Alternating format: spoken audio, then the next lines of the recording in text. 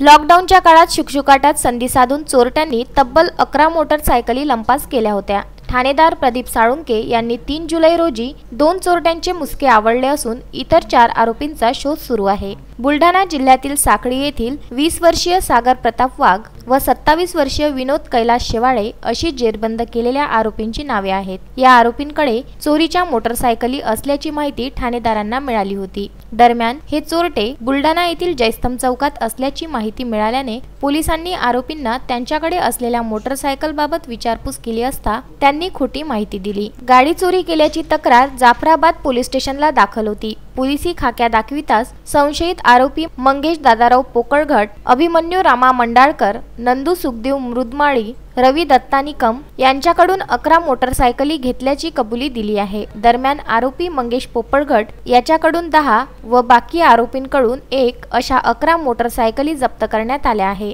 दिनांक 27/6/2023 रोजी आम्हाला गुप्त बातमीदारामार्फत बातमी मिळाली की जयस्तंभ चौकामध्ये 2 इसम चोरीची मोटरसायकल घेऊन आलेले आहे।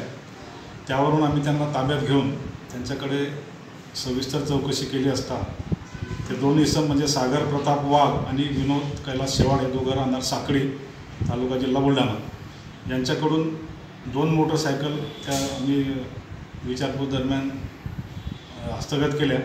आणि त्याच्यानंतर त्यांनी जो रिसिव्हर होता त्यांचा म्हणजे ज्यांनी त्यांच्याकडून घेतलेल्या होत्या तो म्हणजे मंगेश पोपळघट, आपण साखळीचा, हा मुख्य रिसिव्हरकडून त्यांनी त्या गाड्या घेतलेल्या होत्या आणि एकूण 5 गाड्या आम्ही त्या साखळी गावातून सुरुवातीला रिकवर केल्या।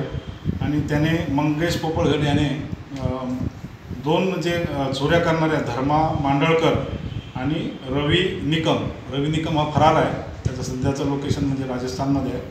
तर असे 2 हे चोरांकडून म्हणजे या जो रिसिव्हर होता मंगेश पोपळघट यांनी 5 गाड्या आणि आधीच्या 5 अशा एकूण 11 गाड्या आणि जाफराबाद पोलीस स्टेशनला आम्ही जे सुरुवातीला जी मिळाली होती अशी 1 गाडी, अशा 13 आपल्या 11 गाड्या यामध्ये रिकवर केलेल्या आहेत। आरोपींना संबंधित पोलीस स्टेशनला दिलेलं आहे। याच्यामधून मेकर पोलीस स्टेशनचा एक गुन्हा उघडकीस आलेला आहे, जाफराबादचे 2 गुन्हे उघडकीस आलेले आहेत आणि इतर 7 गाड्यांचे रजिस्ट्रेशन नसल्यामुळे त्या म्हणजे कुठलं त्यांचं लोकेशन आहे किंवा कुठल्या ठिकाणाहून त्या गाड्या आहेत यांचा अद्याप पत्ता मिळणं बाकी आहे।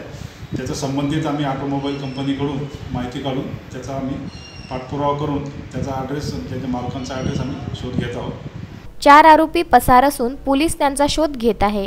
प्रशांत खंडारे, विदर्भ न्यूज, बुलढाणा।